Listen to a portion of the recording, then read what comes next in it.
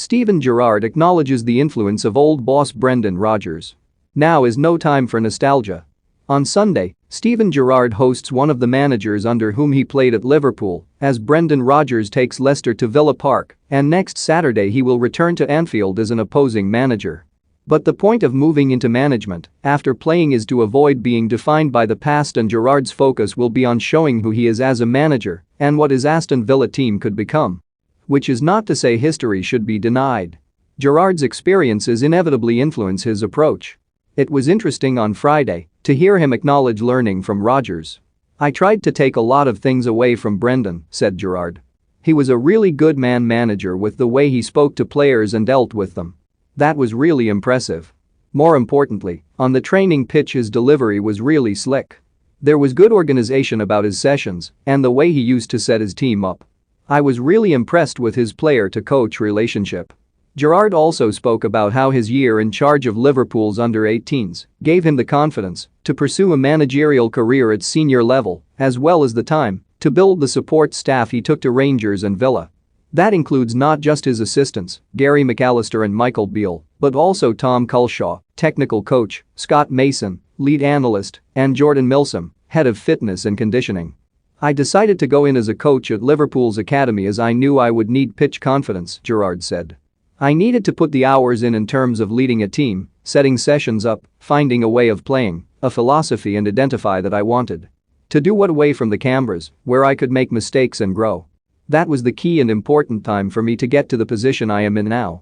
I also needed time to find staff members I wanted to come on the journey with me. They have made a good start at Villa, winning their first 2 matches and giving Manchester City a scare on Wednesday before succumbing to a 2-1 defeat. There are signs the upturn is down to Gerrard's methods rather than just a novelty boost. The most obvious improvement may be the hardest to sustain. Before Gerrard's arrival, most observers would have said the 2 areas of the team where he should aim to buy upgrades in January were central midfield and left back, even though Matt Targett was very good last season before struggling this term, but the performances of Targett and Marvelous Nakamba in 3 matches under Gerrard have suggested that might not be so urgent. Targett has been so good he could be badly missed if injury forces him to sit out the Leicester match, and Nakamba has been on a mission to ridicule the notion Villa are soft in the middle, emerging as a surprisingly dominant enforcer while winning twice as many tackles per match on average, 4.6 v 2.3, than he did before Gerrard's arrival.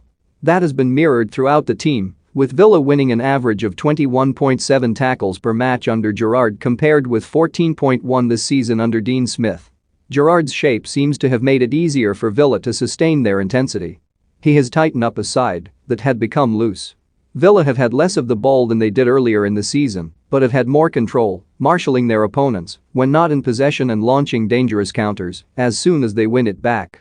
Most excitingly, there is evidence that Gerrard has figured out how to get the best out of Emi Buendia, who has mostly disappointed since joining for a record fee in the summer as part of the post-Jack Grealish remodeling of Villa's attack.